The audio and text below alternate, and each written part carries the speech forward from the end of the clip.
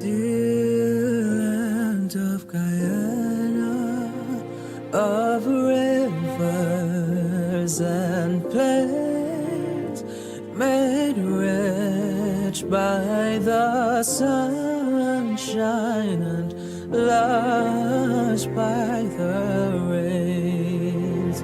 Say a gem light and fair between mountains and seas, your children salute you, dear land of the free land of Guyana, our heroes of yore, both bondsmen and free. Welcome to Globespan 24/7. We are broadcasting live from New York City. Tonight, our host is Miss Amanda Walton Desir.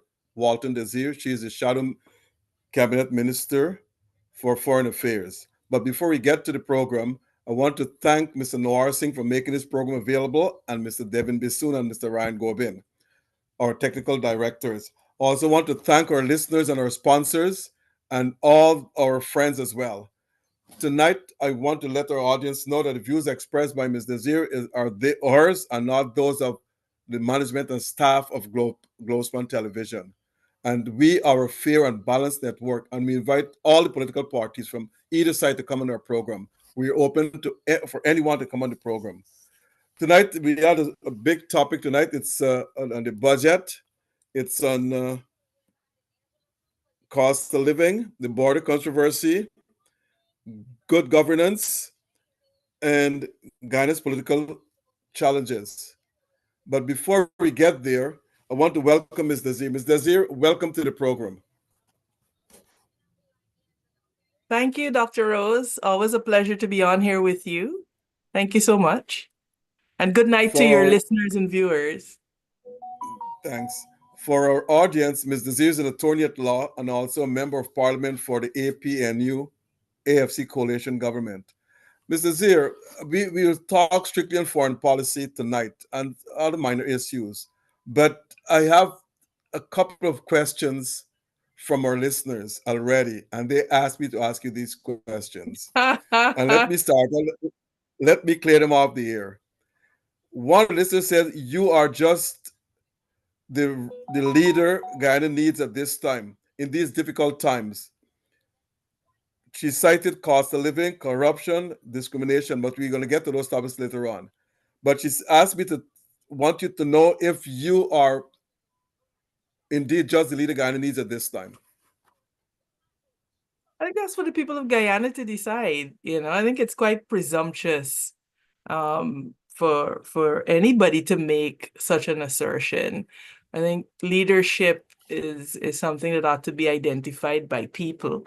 And if they see that in you and they are willing to repose that level of trust and confidence in you, then I think you have to rise to the occasion and acquit yourself of their trust. So, that's not something that I would say. Do I understand my abilities and what I'm capable of? Absolutely. But I think that's something for people to decide. Okay. The second question from our listeners, and I'm getting rid of them one by one. They said you are family oriented and Guyanese to the bone and a force to be reckoned with. What are you doing to improve the lives of the people in Guyana? Well, in my role as a member of parliament, I hope that my passion for the improvement of the people of Guyana, that it's seen as an opposition member of parliament and one, given our political configuration, that does not have access to resources from the government, etc. You're very limited in what you can do. And very often, a lot of the work that I do in terms of philanthropy, etc., has to come out of your own finances that you generate as an attorney at law, etc. So it's sacrificial, but it's something that I'm happy to do. I believe as well that I advocate. I believe that the good life that I advocate every time I stand to speak in the National Assembly, and showing how it is possible and how it's achievable. So I just don't criticize. I always try to bring solutions and make suggestions. And like I said, certainly as an opposition MP, you're very limited in terms of what you can do in a winner takes all situation. But I certainly hope that what shines through is the passion, the love that I have for people. They're right, I'm family oriented. Everyone that knows me knows that I come from a big family. Um, I love people. Those who know me know I love cooking and just, generally empowering those around me. So I hope that shines through. And the last question. The person said you're the most decent politician Guyana's ever had. Wow. That's a big one for you.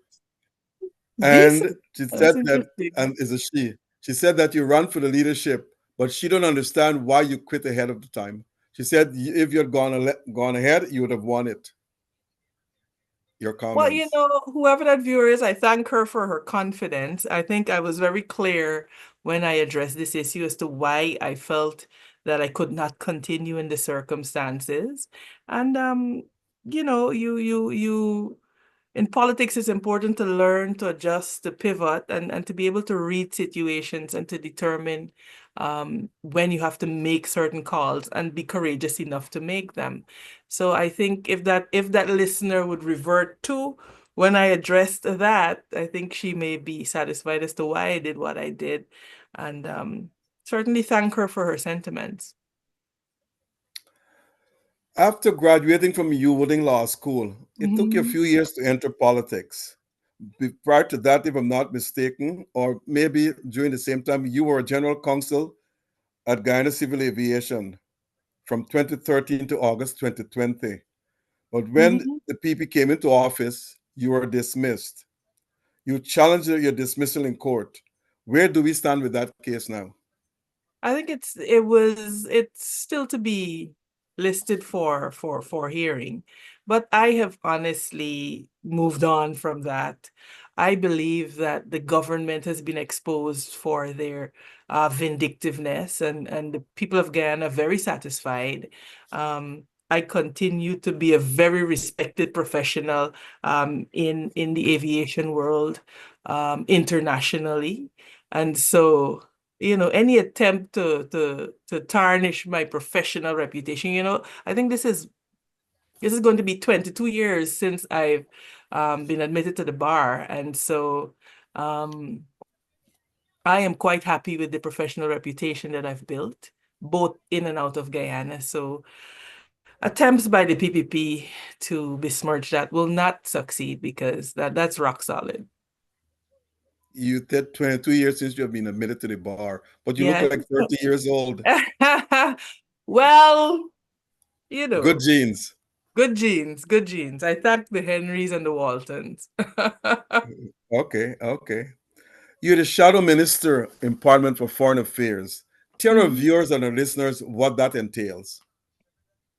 So, it's quite interesting that you would ask that because and I think Anil Nandlal is to be blamed for this because he made a very responsible statement about, oh, there's nothing like a shadow cabinet, etc. But just a simple Google search will tell you that a shadow cabinet exists in a Westminster type system where a frontbencher generally is assigned to shadow, as it were, a particular portfolio. So I shadow foreign affairs. There's a shadow for housing, for infrastructure, and collectively they make up a shadow cabinet. But I think in their quest to denigrate and to debase, the PPP has been very disrespectful of what has been centuries old practices and parliamentary practices. So thank you for the opportunity to explain that. So I basically monitor foreign affairs and foreign relations.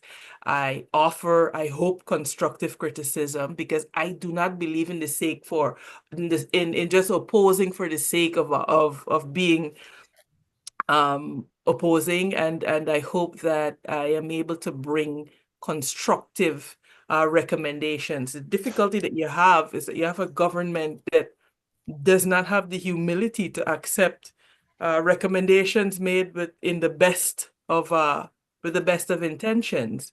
So that makes it all the more difficult to collaborate in the way that we should.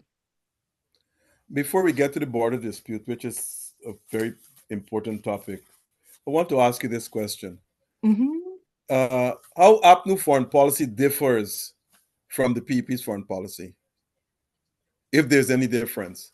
Yeah, I think we are a mixture of being practical and pragmatic and understanding that there's sometimes that you're going to have to be transactional. So we're realist in our approach. The PPP is purely transactional.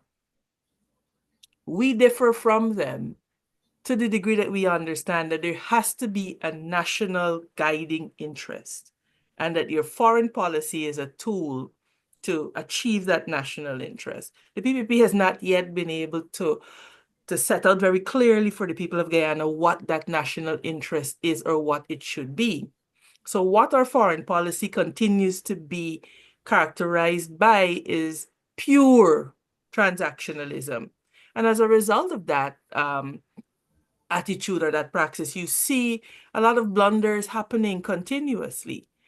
So I think that is where we fundamentally differ. We understand what the national interest should be, and the national interest is what guides our foreign policy. We just don't, engage in doling out diplomatic positions as rewards for favors granted, but we understand the importance of having a cadre of diplomats who are able to represent Guyana's interests overseas and who have at all times not a PPP or a party interest when they're overseas, but understand that they represent the entire Guyana, which is why it was quite unfortunate that some time ago, Says Narain Singh, who's our ambassador in Belgium, was writing on partisan political matters here because he lacks the understanding as to exactly how that diminishes his position. So a lot of them do not understand the gravity of what it is. A lot of them are not able to rise to the occasion of understanding, okay, you're not a PPP hack anymore. You are a representative of all Guyanese. And so you have to conduct yourself in that way. So I think we have a core of people who understand that. We understand the national interest. And we understand that there has to be a mixture of those ideological underpinnings that have served us well, but at the same time, we have to be flexible enough to understand that there are some times that you may have to engage in some transactions, but not purely a transactional foreign policy. The border controversy, as you know, Venezuela encouraged in Guyana's territory a few weeks ago, and the opposition met with President Ali. I think you were there yourself, Yes. and throw its full support behind the government, which I think it's every Guyanese should do at this moment. Mm-hmm. But do you think the government is handling the controversy in the correct way? I think generally the disposition of relying on the ICJ is correct. They were correct in continuing to prosecute our case in the ICJ. I also believe that the reliance on our diplomatic representation and our diplomatic apparatus is also correct. We all know that we have a small defense force, and so diplomacy really is our first line of defense. That is not to say that now that we are able to, there should not be sound investment in our military infrastructure. Where I believe the government is erring, though, is that they are not able to, and I said this before, they are not able to rouse that Guyanese unity that is needed to confront this threat.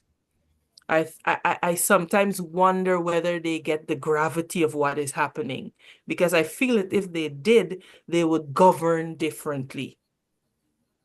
You walk the streets here in Guyana, and you will hear people expressing their frustration. Well, like, why should we bother? We don't feel like we're a part of this. We don't feel like, this is our country because only a certain set of people are benefiting, etc. Those are the real concerns of the Guyanese, of the average Guyanese man and woman out there. And unless the PPP understands that you have to continually, you have to govern in a manner that Guyanese feel as if they have a stake in the future and the development and in the bounty of this nation.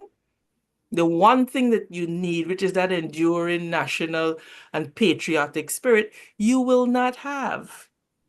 And so that is where we part ways. And of course, their mishandling of the migration situation to Guyana, they're failing abysmally in dealing with that. And again, it suggests to me that they either do not grasp the seriousness of this, or they are in denial, or they simply don't understand what's happening. Now, we head into elections this year, and this case, the border control will remain because the ICJ will not rule until sometime next year. This is my understanding. And even though the ICJ ruled in favor of Guyana, Venezuela continue to nag Guyana at every time it gets and so forth. If APNA is elected to government, how would you strategize your foreign policy to offset Venezuela claims and to make sure that Venezuela abide by the rule of law? Well, I have made a number of recommendations, and we have made a number of recommendations in that regard. And a few of them, first, a proper education program here at home. There's a lack of information just among Guyanese as to exactly what is happening and what is at stake. And that is to be placed squarely at the foot of the government. Now, you contrast Venezuela. From the time they could read, they're taught that Essequibo belongs to them. And that is taught in their schools and in every sphere of their life with a fervor that we have to begin to match. And we're failing to do that. And the PPP in its previous 23 years iteration deliberately, I think, undermined that spirit of nationhood. And so we're in danger of an apathetic population. So the first thing, a robust domestic education. And then a lot of this money that we're spending to go behind our that they're spending to go behind their political adversaries should be spent on international public relations. Our case is not prosecuted enough in the public. The other thing that we need to do is to beef up diplomatic representation. One of the areas that we have continuously neglected is Africa.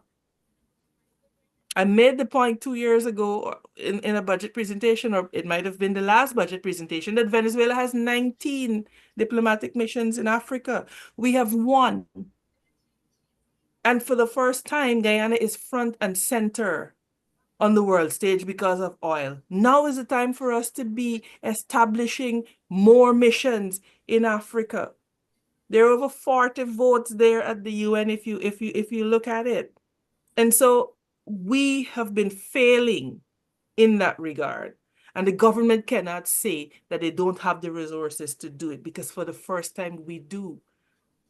The other thing that I think is important is for us to send on a continuous basis envoys to various capitals in CARICOM.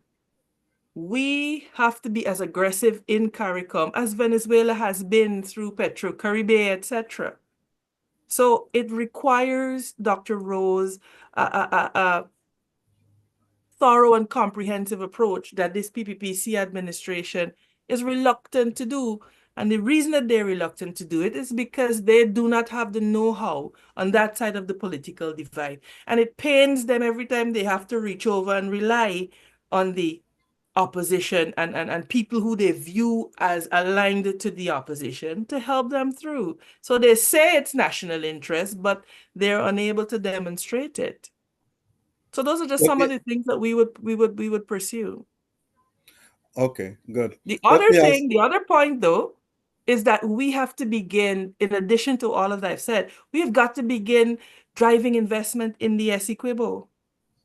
government-led investment. I keep saying it, the mindset of the Bolivarian Republic is that to populate is to govern, or to govern is to populate. And so we have to begin to invest heavily in populating the Essequibo. The mistake this government made is that in short-sightedness, they began to issue late registration of births to Venezuelan citizens who are not entitled to it. And so they have created a real hazard for us because of their political short-sightedness. Separate and apart from those who would have migrated to Venezuela and they are now coming back. They are, under the laws of Guyana, their children are entitled to be registered as naturalized citizens, but not as late registrations of birth, which is what you're seeing proliferating. And it's opening Guyana to serious undermining from the inside. President Maduro had asked for a meeting with President Ali, and President Ali turned him down. Do you think he was right? I agree. I absolutely agree. Maduro has displayed not one single act of good faith since Argyle. In fact, he has blatantly breached Argyle. He has blatantly breached the provisional measures. And so there is no common ground on which to stand for a meeting. So I support that decision. Okay, that's good. Now, let me turn to a different topic for the time being. We'll come back to foreign policy. Melissa Atwell Holder, you know that person Mhm. well, aka Melly Mel. Yes. She is now in U.S. immigration custody and is Mhm. fighting for her freedom, according to her. Mhm. Some in the opposition said that the government was involved in, in her being arrested. The Mhm. government has denied any involvement. What are your views on this? Oh, I believe that the government is completely involved. I think the government has demonstrated that they are willing to go to any lengths to silence um, political opponents. I believe that they have demonstrated that through their surrogates, they could engage in the most unscrupulous of conduct. So it doesn't strain credulity that this could have been procured, and I think Guyanese are smart people. And so they understand that the exposure of corruption that she has been doing, everybody may not agree with her methods, and some may say, oh, she's rough around the edges, etc. But there is one thing that cannot be um, doubted, and that is that she has been a relentless advocate rather against discrimination, and that she has been on the forefront of exposing government corruption with receipts. And of course, the PPPC will not appreciate that. So it does not surprise me, or it would not surprise me if they are directly involved in maybe procuring this intervention.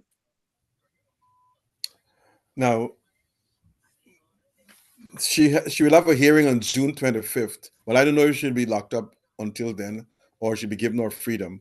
I really don't know. Now, if she's sent back to Ghana, do you think government will charge her? I don't know.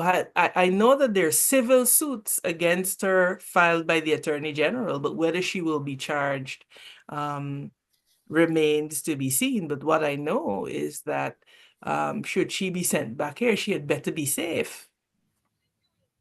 And the government had better do all that it could to ensure her safety. She claimed that freedom of speech is at stake in Guyana. Is that true? Absolutely. Absolutely. This government cannot handle criticism. They come after you, they come after your family, they twist your words. They're not very good at handling people who disagree with them. And as elections draw closer, you're going to see them becoming more desperate because the PPP has never been able to um, they've never been able to appreciate constructive criticism and remedy the error of their ways. They believe in autocracy, and we're seeing it every day. Okay. Now, There's something in the papers last week which made headlines with your Hmm. name. You opposed the one Guyana on passports. Is Hmm. that on passports indeed? Yes, it's on a page in the passport. It's on a page in the passport. One Guyana. There are photos all over the internet for you to see. And what was the reasons for your opposition to that? Because why? What is one Guyana? It's a political slogan. The passport is a sovereign document. It belongs to the people, and there certainly is not room for a partisan political slogan in a passport. I think the statement that I made went into great detail as to exactly what the problem is. You cannot use state resources on sovereign, through sovereign documents to promote a partisan political agenda. One Guyana is the PPP slogan. It is not the national motto. So why is it on a sovereign document? The PPP lacks the ability to understand that the state is separate from the party. They loved to accuse the PNC of party paramountcy, and they're doing the exact thing. And a lot of people say, oh, when David Granger painted the buildings green, you didn't have a problem. If it was wrong then, it's wrong now. If it was wrong then, it is also wrong now. And so we as Guyanese, we have to begin to understand, those of us who are apologists for this kind of misconduct, we have to begin to understand what is at stake. There are certain lines that should not be crossed. You have objected to the ban of the word corruption in Parliament, and you call it's absurd for to know that we are going to ban that word in Guyana when it's not being banned in any other country in the world. Why? Because how do you talk about the thing unless you can name it? And Gail Teixeira agreed with me because she leads the government's anti-corruption efforts. So what did she describe her efforts as in the National Assembly? And the speaker does not understand that by doing that, he opens himself to accusations of suppressing speech in the National Assembly, which should enjoy privileged speech. And he is feeding into this perception that the government is corrupt and therefore does not want to um, engage in discussions on corruption. I have said to Gail to share, look, if you're so serious about this, let's pass a joint motion calling on the speaker to lift this ban, because I have to tell you, Dr. Rosa, this is at the speaker's discretion. This is not a hard and fast rule. This is completely at the speaker's discretion, and he has chosen to exercise his discretion to ban us from saying corruption. Let me go back to foreign policy and embassies or consul general's offices around the world. Mhm. I was made to understand that President Granger was told there's only one, I think, consul general office in South Africa, whereas Yes. Nigeria is the largest country in Africa. And President Granger was given a recommendation to open up a consul general office or an embassy in Nigeria and at Mm-hmm. least one in Ghana, Mm-hmm. and he did not act on it. What do you think What was his what reason? what I'm aware of is that those negotiations had started, and in fact, ambassadors, particularly from Nigeria to Guyana, etc., resident in Trinidad, were appointed. Of course, before embassies could be established, the no confidence happened, and then we were in tumult after then. But we see the work that President Granger did in Qatar being successful, in that an embassy was established there. That was an APNU AFC intervention. So I believe that now that we have the resources to do it, because at that time there was no oil money, and so certainly resources would have been a consideration. But now I think we can afford to have diplomatic representation in particularly those countries that you mentioned. We are at a sore point right now with President Trump. The US has issued an edict on the Caribbean either to choose China or to choose United States. And they've also did the same with doctors and nurses coming from Cuba. Visa will be restricted or taken away. Mhm. Now, Dr. Keith Mitchell from Trinidad said that he prefers visas to go, but no one's going to tell him as a serving nation what to do and who he should bring into the country and so forth. Mia Mhm. Motley from Barbados has said the same thing. Dr. Ralph Gonzalez from the Grenadines have said the same thing. And Philip St. Pierre from St. Lucia. What do you think should be Guyana's stance, given the fact that Guyana has to be got to be treated carefully since it depends on the United States to help it avoid any conflict with Venezuela? What do you think the government of Guyana should do? And I think what the government ultimately does has to be informed by its diplomatic efforts. I have always said that there are some times that you have to be able to conduct diplomacy in a particular way. Certainly, the security concerns that we have as Guyana, Trinidad does not necessarily have, St. Vincent does not necessarily have. And so, what I expect is that the government is going to engage in astute diplomacy because Cuba has been a bulwark in terms of medical support for Guyana and indeed the Caribbean. And it is not something that could be discounted. And so, I think it is a good test of the PPP's ability to carry out diplomacy in an effective manner and in an astute manner. This came from one of our listeners, and bear with Mhm. me because they sent me a lot of questions, but I can only ask you a handful of them. They're saying that why the United States putting all the eggs in one basket in America, especially with Trump now, is very volatile. If you don't go Trump way, he can change and then turn back on you. Why the United States didn't engage countries like Brazil and Argentina and so forth that are actually arch enemies of Venezuela? Why the United States didn't or why Guyana Why didn't? Guyana didn't? I couldn't tell you why Guyana under the PPPC has not done so. It took them years to even send an ambassador to Brazil. And so again, the PPP's failure to engage in what I call astute diplomacy continues to be a bugbear here.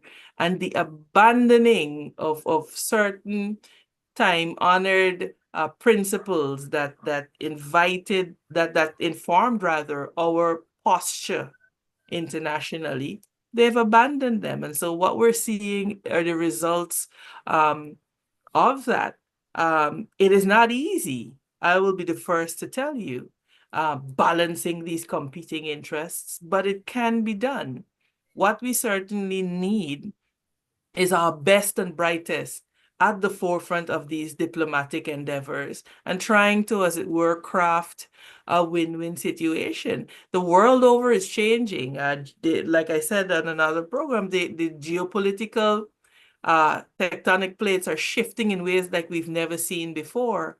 And so it will require a level of agility on the part of the government. And I regret that the PPPC, they don't have it.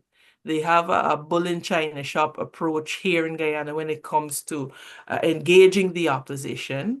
And so I worry that Guyana's interests will be affected just because of the way they govern and the way they carry out their diplomatic efforts. Here's another question for you. Mm-hmm. If Abdo is elected in December or in November or whenever the election is held, Africa has 54 countries. Mm-hmm. How many embassies or consul general offices will Abdo establish in the continent of Africa?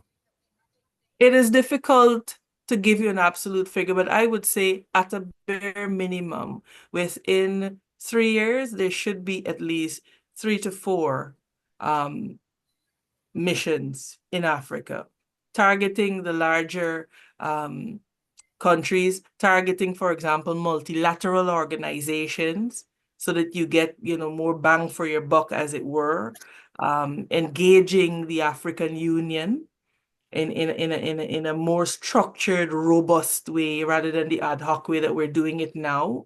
So Those are deliverables that if this government wanted to happen, could happen tomorrow. How would you, let's say, become the Minister of Foreign Affairs? It's all an assumption. How would you enhance Guyana's position within CARICOM and Latin America, your regional neighbors? Yeah, look, I think we have really failed to maintain our dominance or our influence is a better word in CARICOM. One of the things that we have to immediately do is to dispatch envoys to every CARICOM capital. One of the things that the AP and UFC did was to establish a high commission in Trinidad and Tobago, and that was strategic. The PPPC administration closed it, downgraded it. And the lack of a continued presence in CARICOM capitals continues to haunt us. The other avenue that I think we need to pursue is we have to find a way to incentivize, much in the way Venezuela has done with Petrocaribe. And now that we have the oil resources that we do, to be of more economic support in that regard to our CARICOM neighbors. Petrocaribe was designed to undermine CARICOM.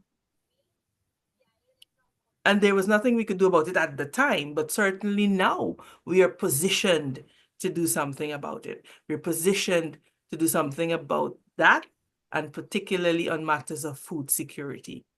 The problem that you have is we have not grappled with the issue of food security at home.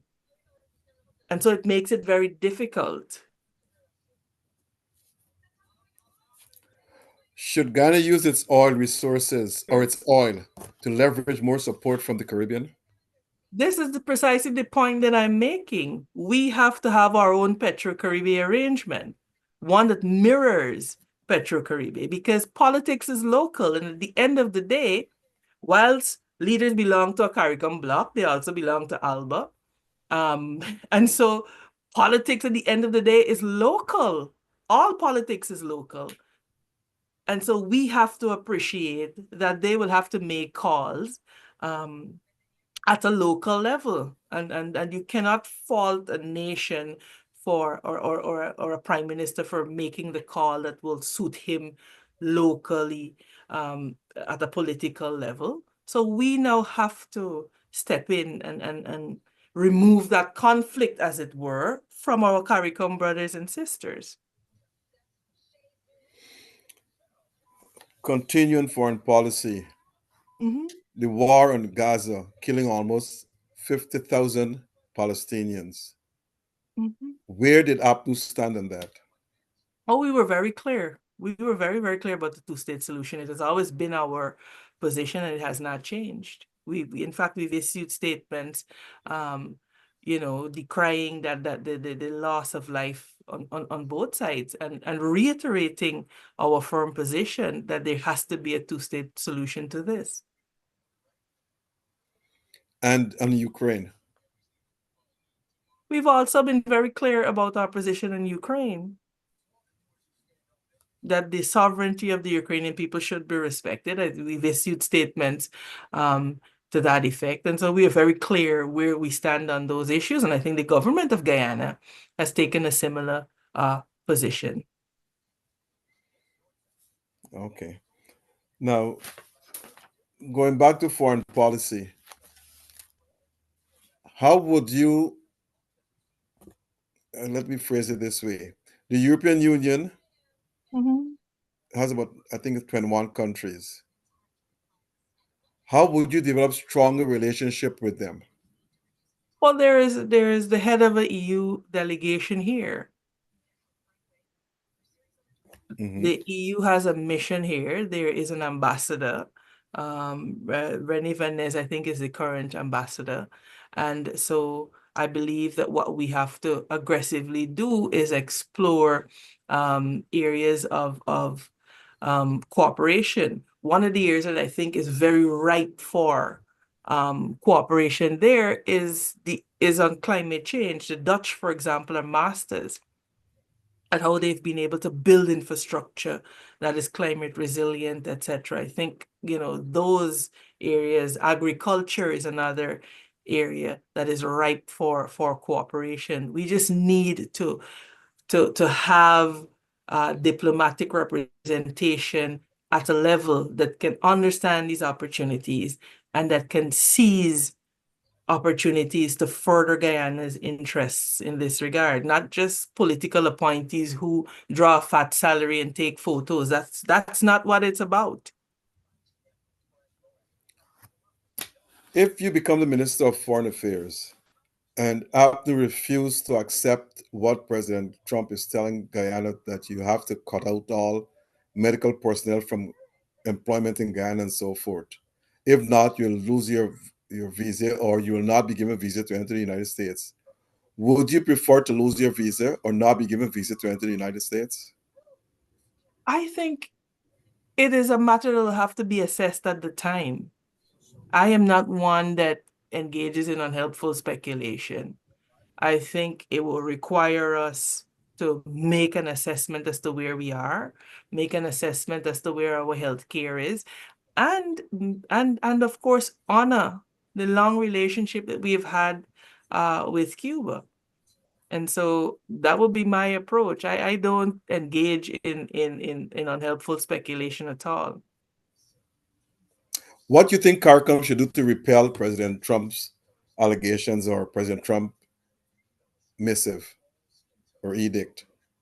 Well, I think, and this is where CARICOM as an organization has to step up to the plate. This is where I think CARICOM, through its engagement as a multilateral organization, could play a role, because allegations of human trafficking could be repelled through the compilation of facts and evidence.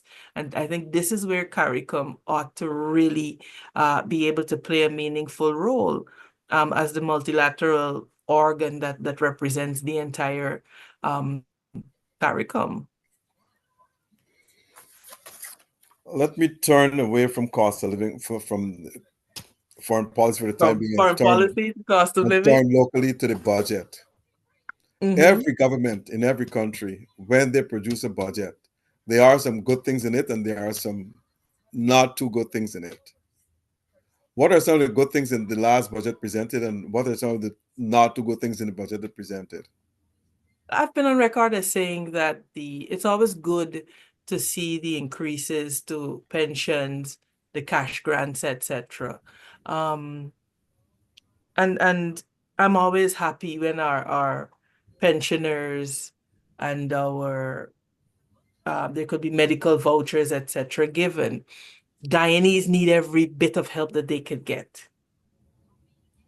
The difficulty that we have with the budget is that it continues to spend an inordinate amount of the allocation on infrastructure.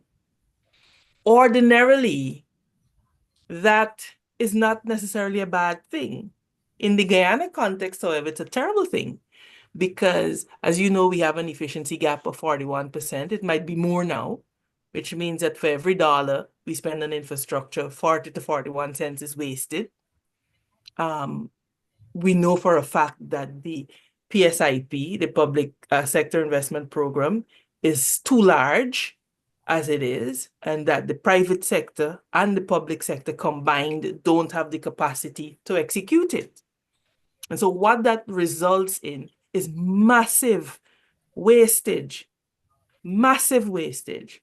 And so we've always been at pains to point out to the government that you need to adjust the PSIP, bring it down to a realistic scope for execution so that we're not wasting so much of Guyanese money. The government continues to not heed that call, and so we continue to hemorrhage and we continue to waste money. Now, the other part of it is that the government has not made any tangible effort to increase capacity. And so we keep spending more and more. Our capacity is eroded. And not only that, we're spending on projects that we do not even have feasibility studies for. In health, we're spending billions, but we're not seeing any improvement in the delivery of healthcare. In fact, it has gotten worse with the more money we've spent. We're building 12 new hospitals, but what are we doing to augment the capacity of the ones that we do have? What are we doing about primary health care? That is almost non-existent. It's only sick care that an emphasis is placed on. A fireman died because the Georgetown Hospital does not have a properly functioning MRI. Why? Why is that so? It ought not to be so. And Frank Anthony will come to this, oh, we spent billions. We see gold. I've always been critical of gold. I've said that it is somebody's business. Turns out that we were correct. And so now there's a big scandal, and over $40 billion later, we're coming to learn that hundreds of students have wasted time, energy, and resources. And who's going to answer for it? Someone ought to answer for it.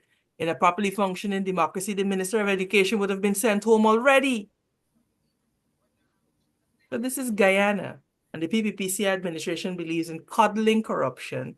And so this is where we are. And I could go on. I could talk about sugar, every sector. We could talk about the contracting and the continued destruction of the non-oil sector. We could go on. And the PPPC believes that cutting ribbons to shiny roads is the way to go. Now, let's deal with cost of living. Mm-hmm. What I don't understand when I was in Guyana in December and January, if you go to Starbrook Market, you go to Border Market, you go to La Penitence Market, you go to Kitty Market, you go to the Market of the East Coast, Monterey Point, those places, up the Quarantine, Port Brent Market, and all the New Amsterdam Port. There's an abundance of greens and vegetables there, but yet it is so expensive. Why? I think it has to do with the fact that, for example, people are getting preferential prices to offshore. Restaurants are opening, and so hotels, etc., they're going to pay a premium. Production level is not what it should be because there's a lack of fertilizer, etc. So it's a whole conspiracy of all kinds of circumstances that is leading to this. But it is the government that has to fix it. It is the government that has to make sure that it invests in agriculture, not only in their political strongholds, but across the nation. It means that they should invest in Barnwell. They should invest in agriculture in 50 Village, where I'm from. Region 10 should be an agricultural hub instead of being neglected by the government. So there has to be an all across the board effort to make each region agriculturally sustainable. This is why we recommended regional plans for agriculture for every region.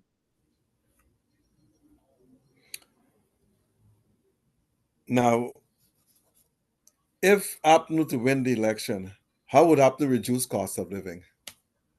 I think we have put out a menu of measures, and they continue to be reviewed as circumstances change. But we have advocated a people-centered approach. Bar Jagdeo accuses us of always wanting to feed people, and we think about feeding people, yes, because a well-fed, healthy population is a productive population.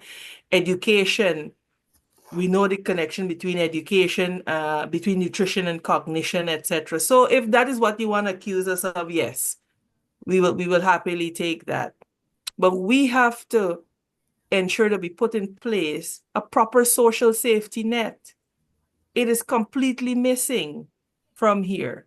We've advocated for subsidizing transportation for pensioners and for school children. We've talked about subsidizing basic food items and ensuring that through our interventions, people have more disposable income. Yes, Healthcare vouchers are good, but the reality is that they're only redeemable at private health institutions aligned to the government. So it's basically a wealth transfer. Why not invest in the primary care health system in our villages, in the outlying areas, etc. So, What you so think should be the starting salary for public servants slash civil servants in Guyana? the starting salary should be nothing less than $150,000. Should be nothing less than that. And if more is possible, more should be done. Now, has anyone done the calculation how much that will cost the country? I am sure that the calculations have been done, and I have been one that has been very forthright in saying that we have to be careful with the way we approach the issue of taxation. One of the mistakes that a number of countries have made that came into oil wealth is that they destroyed the tax base. And so decades on, we see them paying the price for it. It is a lesson that we can learn and mitigate against very early.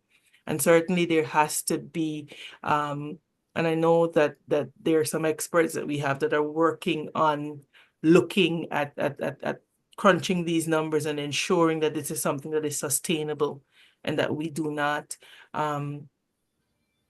burden future generations, that they're able to enjoy some of the largest of what we are enjoying now in terms of oil revenues, etc. Now, I'm going to ask you a question, but I don't know if this is in your forte. Guyana's Mm. education system is based on a class system. University UG, not UG, sorry.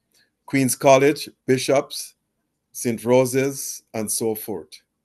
And the other schools are faltering. Don't you think if after these elections should bring those other schools up to par and make it at least equal across the board? Because I can tell you this, my kids didn't go to no prestigious. I didn't go to no prestigious high school. There's no harm in that. And certainly as a government, you have a duty to make sure that a child in Guyana, wherever that child finds himself or herself, or wherever they are in the country, that they receive a quality um, education. And so that has to be the mission of a Ministry of Education. And certainly we have to now focus more on preparing this next generation for the challenges that lie ahead. AI, technology, that is the future. And so our focus has to be on a responsive curriculum. So there's much to be done, which is why it boggles my mind that the PPPC has time to engage in discrimination and foolishness, because there's so much to be done. And you need every shoulder to the wheel. You need the best and brightest to make sure that Guyana is able to capitalize on this opportunity that we have. Instead, you see myopia. Instead, you see them discriminating against educators that they may feel are not politically aligned to them. So they don't have what it takes to meet the moment, the seriousness of the moment. TVET needs far more investment than we are doing. AI is going to take over the world very soon. You know, I was in stitches in the National Assembly because you're told, oh, you used AI to prepare your speech. So I said to them, yes, Amanda's intelligence. But outside of that, you have to prepare your people for what is coming. This is why STEM is important. This is why it's important to fund organizations like STEM Guyana and not feel as if, okay, it's being headed by a particular person, or you're not sure that that person is politically aligned to you, so you starve it of resources. It's a good thing to do. The program is effective. Government should fund that without asking a second question because it has delivered results. So that is the kind of visionary approach I think that is needed to the education sector. And Dr. Rose, I keep saying, when you're coming from behind, you have the advantage of the lessons of other countries. We don't have to hit our head and go over every bump that they did. We can literally leapfrog because we can learn from their mistakes and we could craft the best for Guyana. But it takes leaders who are not petty and who are not small-minded, and we do not have that in the PPP. See, I know you are not part of the last government, but during the 5 years of the Granger administration, it is my knowledge that it gave out about 7,500 house lots. The PP in the last 4 years gave out over 25,000. Why APNU did not increase or give out more house lots to people? Why well, was you're this? right.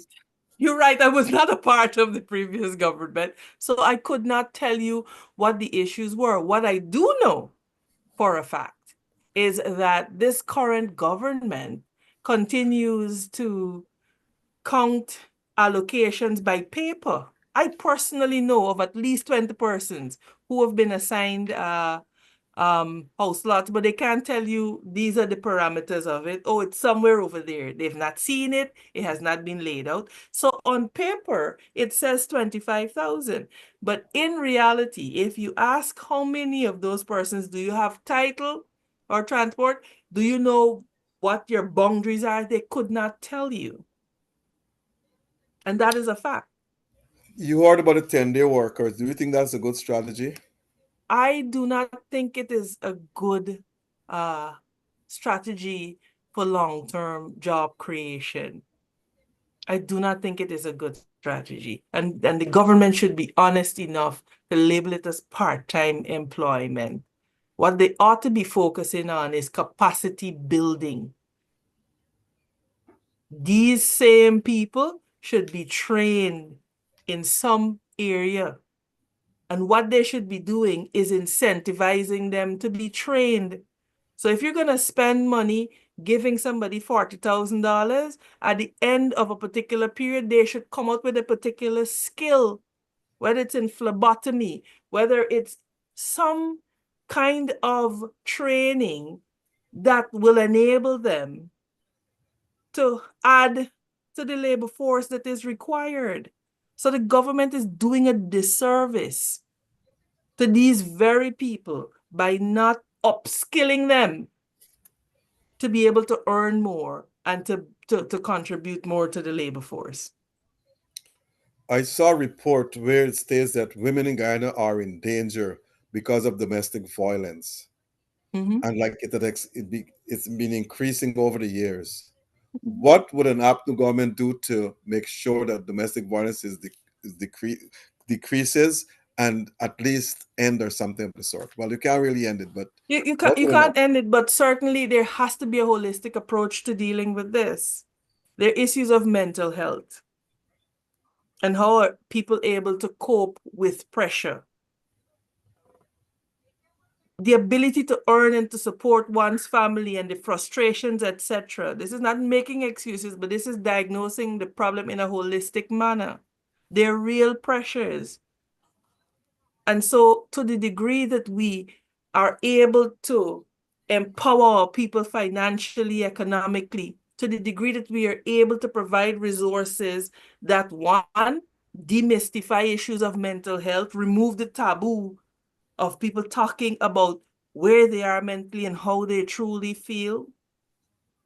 And then, of course, enforcement is a problem. Enforcement is a big problem. You go to the police station, you're told this man and woman story, and we shouldn't get involved, etc. And so there even needs to be training at the law enforcement level to be able to counsel, to be able to investigate in a manner that upholds the dignity of the parties involved. So it has to be a multifaceted strategy. There has to be a reporting system. All of these things have to be considered when you're dealing with these issues. You have to deal with the impact on children. And so there's scope for counseling in schools, etc., to deal with children who are affected by those things. It really is a all of government, all of community approach. It has to be adopted if we're going to win this battle, Dr. Rose. now you were born of the quarantine like I do, but you grew up at Linden. Mm-hmm. Now, Region 6, the quarantine is the societal capital of the world. We know this. I was Mm-hmm. in Guyana in December and January. In December, they had suicides of the quarantine. One guy, I was told, took his girlfriend home to his mother. She has two children from a previous marriage or from someone else. The mother told him not to bring this girl back to her house, and he went and hung himself. There's another case where I heard, and this happened thing in Kanji, where a girl, where siblings, a brother and a sister, were very, very, very close. The brother killed himself because his girlfriend left him. And on the day of the funeral, his sister committed suicide, saying that she can't live without him. We know when someone about to commit suicide, you cannot, no one knows. How are we going to save these people? Again, a multifaceted approach. Again, we have to talk about this. We have to destigmatize this. Certain things in Guyana are still taboo. You know, we still laugh at people when they share their struggles publicly. We make fun of them. There has to be maturing that happens. And there has to be government-led investment in mental health. We have to train more counselors. We have to train more medical health, more mental health professionals. They're probably all of 10 in the country right now. So there has to be an incentivizing of this. And then, of course, we have to build an ecosystem that support these mental health workers as well, because they too need support. So there has to be an entire structure, which is why, Dr. Rose, when you sit and you think about just how complex and interlinked these things are, you wonder how the PPP has time for the nonsense that they engage in, because there's so much serious work to be done. Work that could see every Guyanese who is willing to work being engaged in these matters. You know, I happen to the go suicide ahead. rate in Guyana is the Go ahead. second highest in the world. We don't talk about it. Yeah, yeah. I happened to be in Amsterdam in sometime in December, and a nurse was Mm-hmm. going across the bridge. I see she was walking on that, so I stopped and I picked her up because I was crossing the bridge myself. And Mm-hmm. she told me that her take-home pay after all deductions is about $80,000. Right. So she can't wait to join her friends in the Caribbean. So Or in the UK. What will APNU or do to prevent nurses and teachers from leaving the country en masse? Because right now we're I in think, short of teachers, we're in short of nurses. yeah, I think we've been on record as saying that we have to pay our teachers and nurses enough to retain them here. We have to incentivize them. You know, you're a teacher, you're a trained teacher, etc. You get a house lot at a discounted rate. You get special financing, concessionary financing, etc. There are ways to do this, Dr. Rose. People just don't get up and decide that they want to leave the land of their birth and everything that they know. So we have to find creative There ways is of something I want incentivizing them staying here. there's something I want the Mm-hmm. government to know that when people in Barbies call the police at nights, they don't get response. Because there's one police vehicle at Albion, Reliance, I don't even think God has any, one at WIM, one at 51, and so forth. And if that vehicle is out on another call, you call, they tell you they don't have no vehicles to come. You just have to wait. How will APNO improve those situations? These are the rural areas of the country, but they're being neglected. What will APNO do to improve those situations? Absolutely. You have to invest in your people and in infrastructure and in equipment. Dr. Rose, this is a matter of numbers. We don't have 1 million people. And in some places, that's a city that's run by a city council of about 10 people. It is a question It's of true. political will. Some nights you pass some police stations and the gates are closed, you know? But then what is the take-home pay of a constable? Can he look forward to a house lot, for example, at a reduced rate, a mortgage at a reduced rate, so that he's incentivized to say that, okay, if I'm in the force 15 years, I will have a house, a home, etc., and not have to wait until I retire and then use my my gratuity, etc., to try to build a house, I'm 55, or I do not feel the need to harass people on the road through traffic stops and demanding, or not necessarily demanding, but not being unamenable to collecting, you know, bribes, etc. So it really is this, it's a cultural, I think, adjustment that we have to be able to do. And we have to understand that, like I said, it's 900,000 to 1 million people here at the most. We have got to get it right. Life should not be this difficult in a country with so much and so little people. But it's a question of So true. governance. It's a question of the parliament not working. It's a question of the government that does not believe that it's accountable to people for the way they spend their resources of the people, and that they shouldn't have to answer. And that is where it is. It's bad governance. Now, good governance entails transparency, accountability, etc., etc. No, little or no corruption, and so forth. Do you think we have good governance in Guyana? I am sure that we don't. I see that I've gone off the screen. I'm not sure why. But I am. Are you hearing me, Dr. Rose? I'm hearing you. Yeah. Did I am. did you I am sure that check we do your not. video? Yes, it has suddenly gone off, and I'm not sure why. Let me Okay. see what's happening here.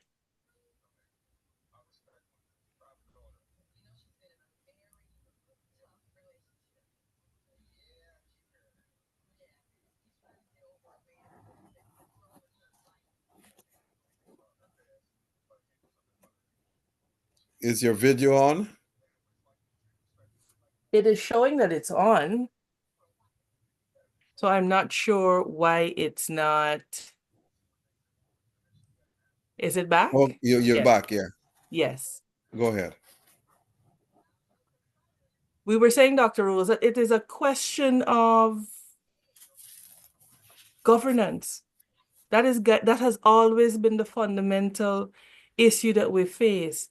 The winner takes all system continues to be a hindrance to Guyana. And you see a government in the PPPC that is most crass in that it allocates resources based on political loyalty. I often ask PPP ministers, okay, you build a road in Bath. Who does it hurt to build a road of similar quality in Fort Wellington or in Lovely Lass? What does it take away from you to make sure that these communities are developed in an equitable manner?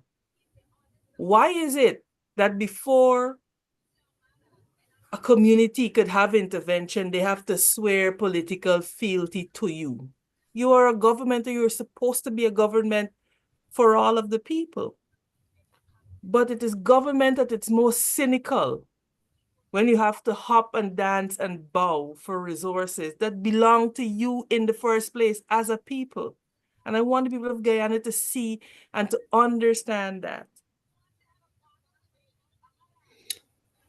Let me touch on party politics small. Vanessa Kisuna has quit.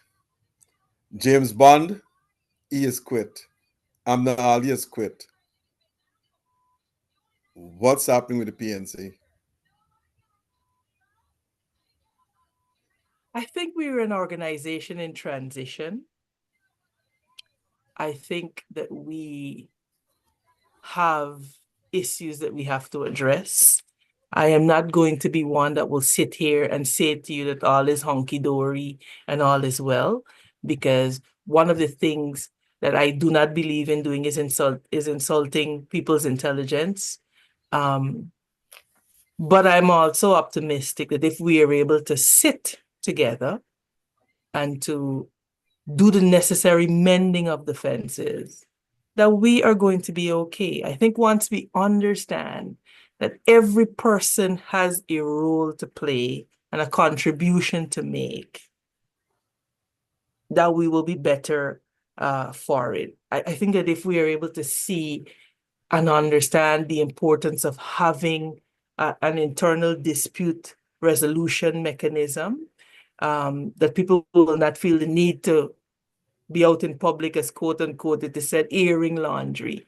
And so I think there are some challenges, but I am optimistic that we have the ability to rise to those, to meet those challenges and to overcome them, you know? Did you extend a hand to Vanessa Kissoon by calling her or something? Oh, Vanessa is my sister. We are in communication all the time. You know, I've known Vanessa since we were both growing up in Linden. And so you see, for me, relationships are important. I know her children, etc. So that is not let there be no doubt that we are Lindeners together, and that I am very fair in my support and also fair in my criticism and in my assessments of certain issues. You were born up the quarantine, number 50, Mhm. 50, right? Fifth Village, Leeds. 50 Village, Leeds. Mhm. But you grew up in Linden. So why don't you contest your election in 50 Village? The people up there want you. And I've listened to me. So I'm a national top-up candidate. We don't have that constituency-based uh Right, I know. system fully. So I'm a national top-up uh candidate, and so I fall in that area of the list. I'm not a constituency-based MP, but the people on the quarantine know that they can call on me at any time, as do the people of Linden, as does the entire Guyana. And I'm so grateful for my upbringing, Dr. Rose, because I think the quarantine and growing up for the first 11 years there offered me an understanding of a truly multicultural, multi-ethnic, because you're from the quarantine. Right. Fifth is a mixed village, and so we grew up All over the quarantine are mixed. yes, and so there's a level of interaction there that you may not get in other places. And so for the formative years of my life, I had the opportunity to have that. And then moving to Linden exposed us to living in a township and what that meant, and to be able to develop the fortitude, because in the 23 years of the PPPC, Linden was targeted for special attention. And so it helped you to develop a level of resilience. So I am just so thankful for my experiences in both places, because they had a really significant role in an impact in who I am, or on who I am today. Any preference? No, I don't have a preference. I love them both for different reasons. Okay. Okay. Now, your leader talks about a consensus candidate. Is Aptu going to get a consensus candidate, or Mr. Norton is a consensus candidate? I am not aware as to where those negotiations are. I'm not in the room in that regard, so I will not be able to tell you with any degree of certainty where that process is. What I But know would is you that like we to are see a coalition engaging in a government? process. Oh, I'm on record as saying that we're better together. I'd love to see a coalition government. Like I said, I believe that, we talk about this winner takes all politics and how do we put an end to it. Like I said in another program, coalition offers you a good testing bed for shared governance. How do you negotiate with people that you do not necessarily that you're not necessarily on all fours with ideologically, you know? And it's a good way for us to look at how we parse issues, how we disagree without being disagreeable, and how we can craft an approach where everyone wins.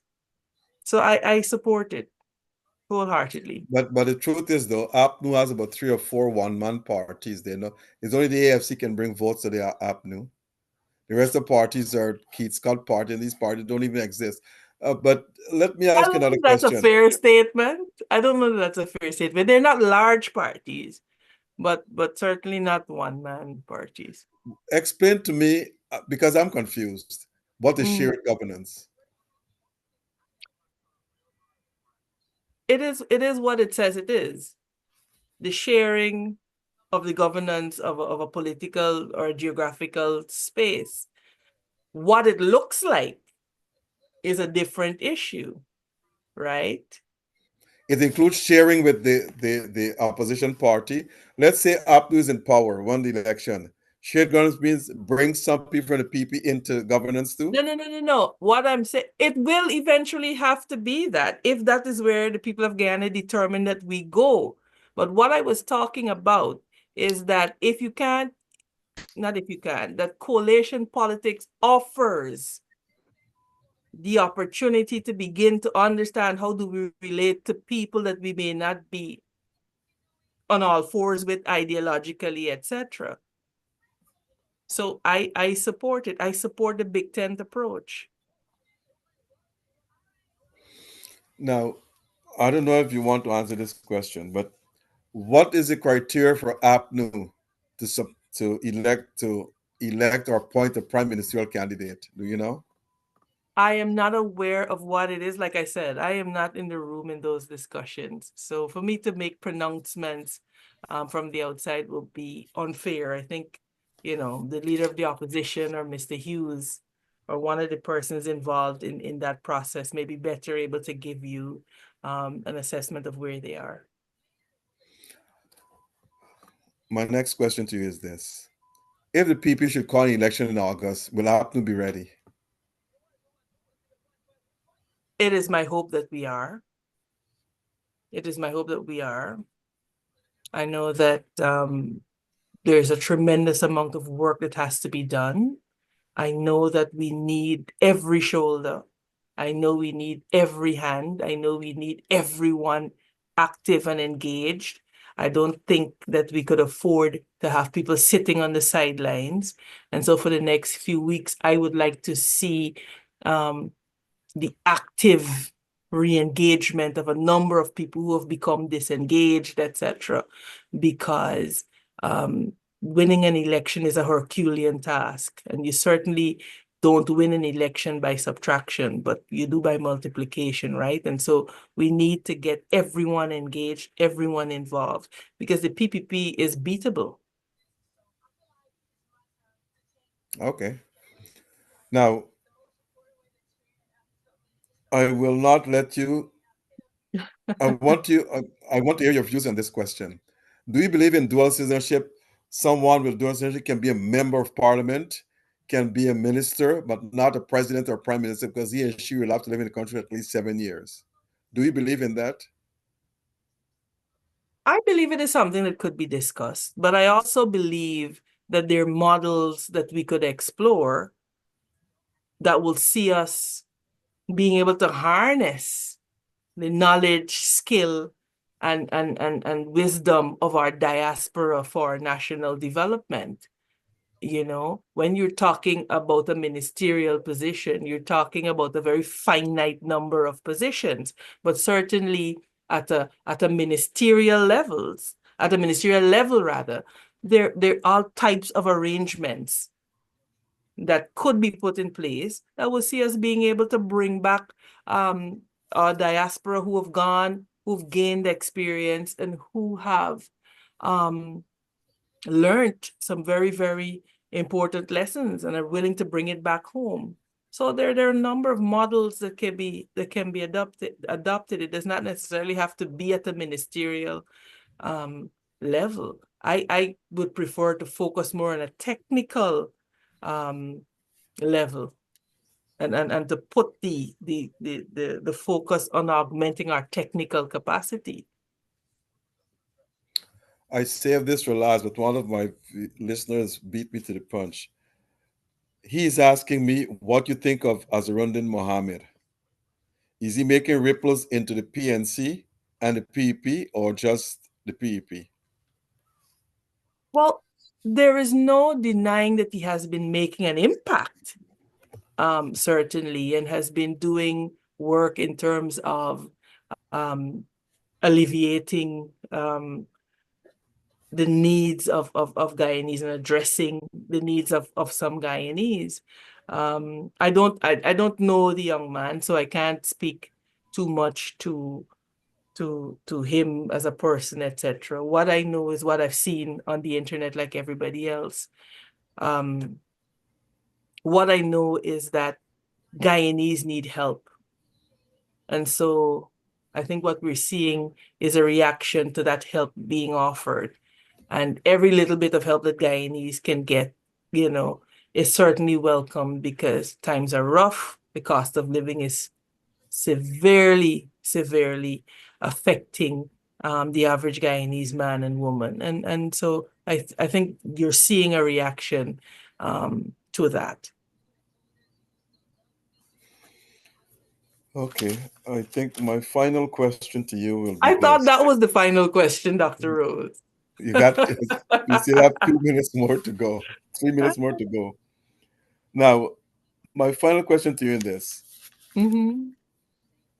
When in terms of foreign policy, Mm-hmm.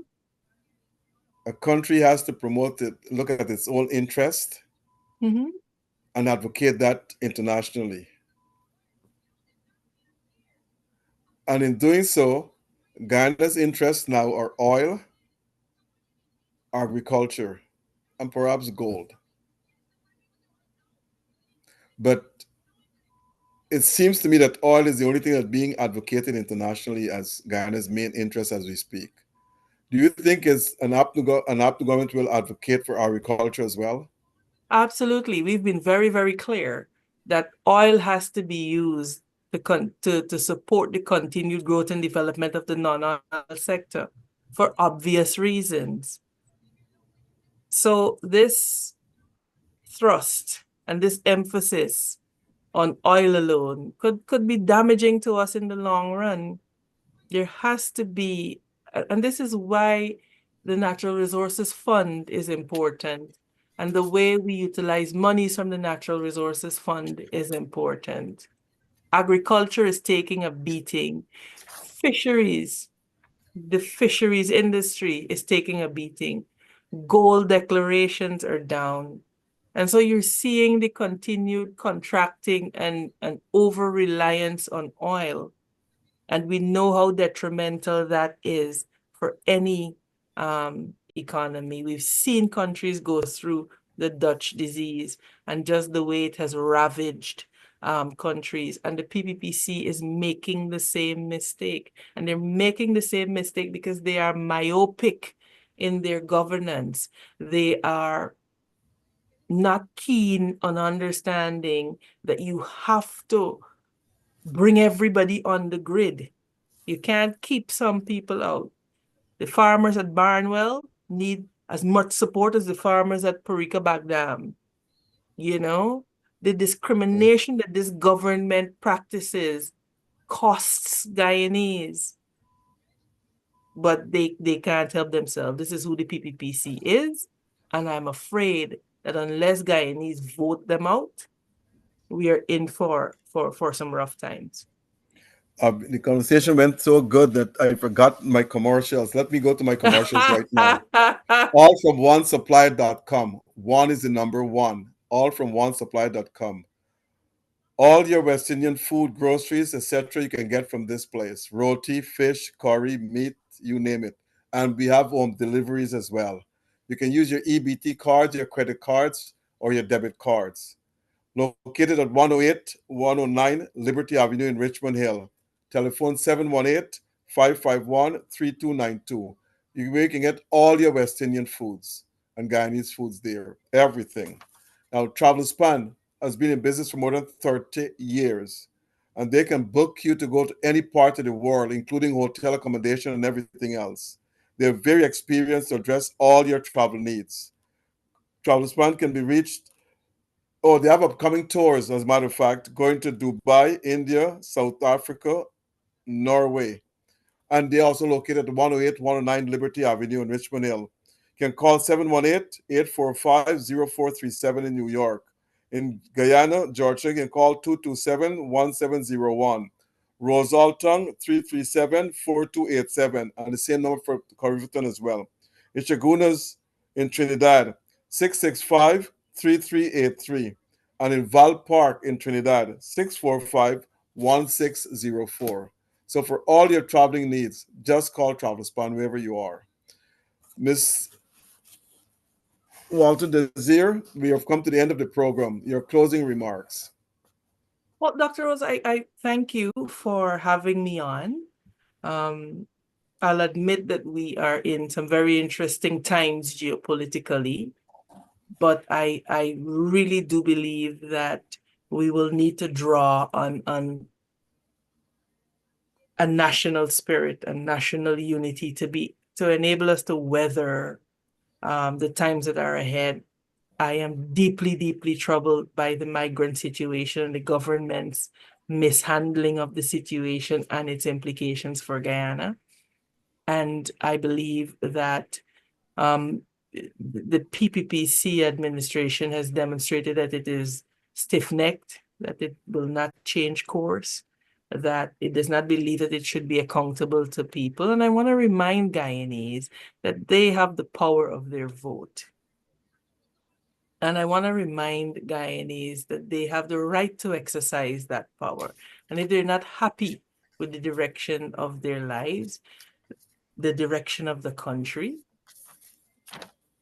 then they ought to exercise that power and vote the PPP out. I believe that the 5 years, well, the 3 effective years that the AP and UAFC had in office, whilst everything was not done perfectly, I believe Guyanese saw what life in Guyana could be. Businesses were prospering. You would hear businessmen openly admit that when it was Granger time, I used to get contracts. Now I can't even get one because I'm not a part of the friends, family, and favorites. You would hear them, you hear business people complain about the fact that their businesses have all been wiped out because the government continues to fail to regulate the presence of particular investments in communities. So you have a proliferation of shops in our communities that are running out the mom and pop, the traditional shops. You hear the cry of the people. Rice farmers are suffering and can't get a proper price for their paddy. So you think about sugar, it is all but dead, and the government refuses to change course. Every sector that you think about is not functioning. Health is malfunctioning. You wonder, like I said, if it's a zoo or if it's a hospital. You have snakes and caiman, bats and rats in a hospital in the fastest growing economy. And so Guyanese have to understand that they have to vote for their future. And it cannot continue this way. And so the PPP has to go. The PPP has to go. And people who understand governance and who understand that we have to build a foundation for this country to stand upon, which is the AP and UAFC, I believe, we ought to be given a chance. And then if you're not happy, exercise your vote again. And so that is what I want for our Guyanese citizens to understand, that this vote that you have is a powerful thing, and that no one person is entitled to your vote. They must earn it. True. And I believe that once we get our citizens engaged and once we are able to engage in constitutional reform, we will see Guyana transform. But like we say, for Guyana to grow, the PPP has to go. They must go. Okay, thanks. I want to say this though: the internet Mhm. services in Ghana needs to be improved. It's not working. You call someone there, or someone calls you. It's always disconnection, reconnecting, and all sort of thing. And I don't know why it's taking these networks so long to improve the internet services. For a developing country moving from developing to developed status, we need to have proper internet. And a number of ministries, you can call the switchboards. You're not getting any answers. One is housing, the other one is youth, culture, and sport. And the third one is the Ministry of Local Government. I've tried the numbers numerous times and no one is answering the phone. It Well, just keeps ringing off. Dr. Rose, and this is where you see the importance of training and capacity building comes in. One of the things that the AP and UFC did was establish the Bertrand Collins School of Public Service, where public servants went to be trained in how to deliver public service. The PPP came and they disbanded it because the PPPC has never believed in order and so on. It's always ad hocery and so that is as a direct result of a lack of investment in capacity building in the public service and in proper remuneration of our public servants. At the same time, I want to shower praise on the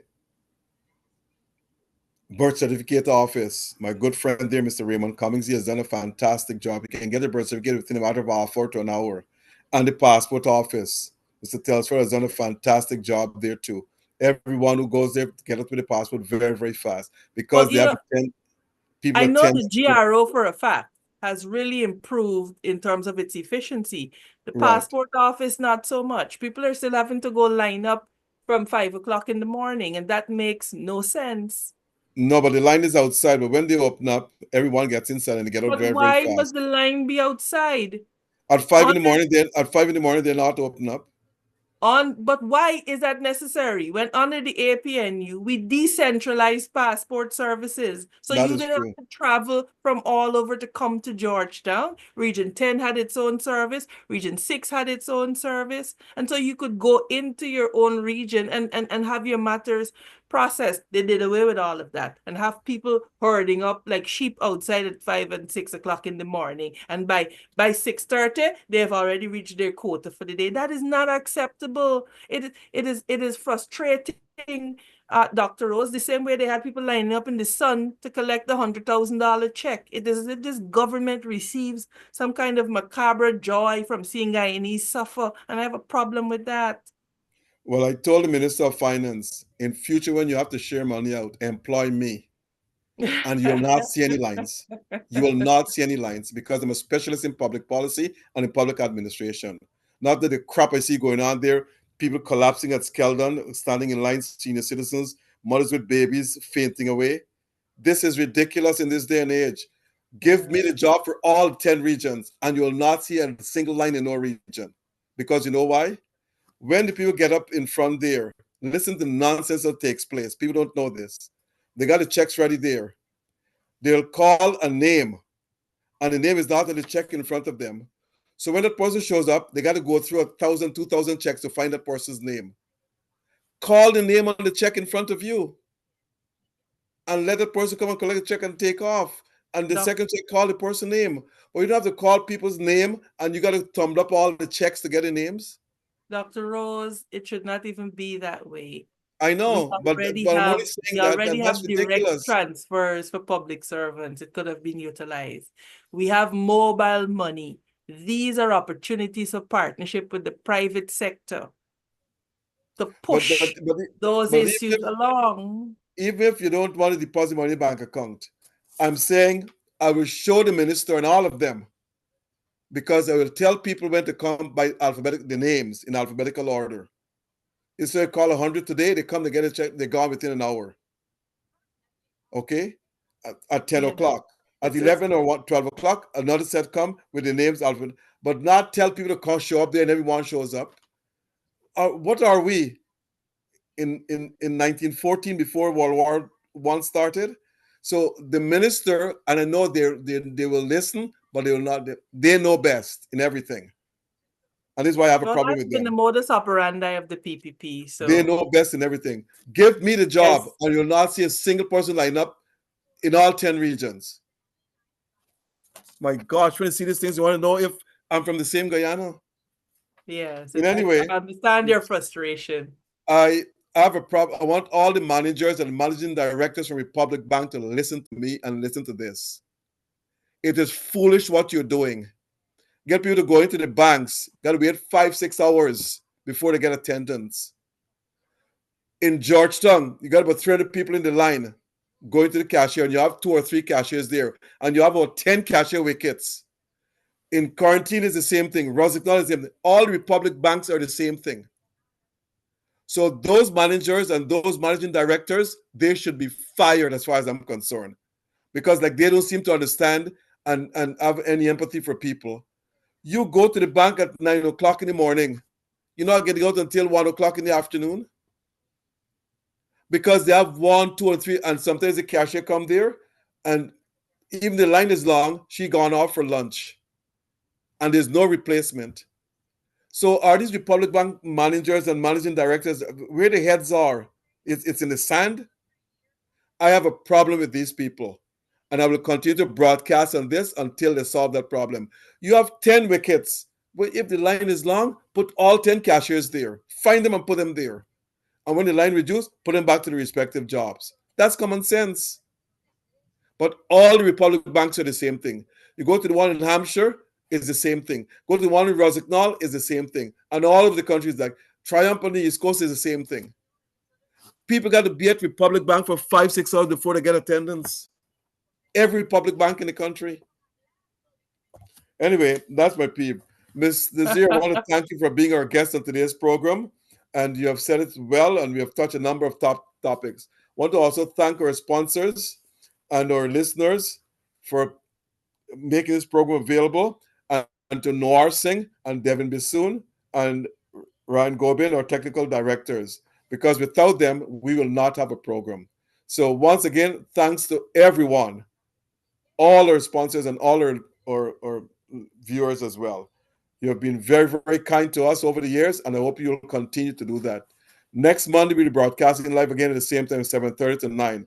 Our guests will be announced during the week. So stay tuned for that. Thank you very much. Mr. Zir, stay in the program for a minute after we switch off the air. Thank you. Thank you for having me, Dr. Rose. Just stay on the air after we switch off.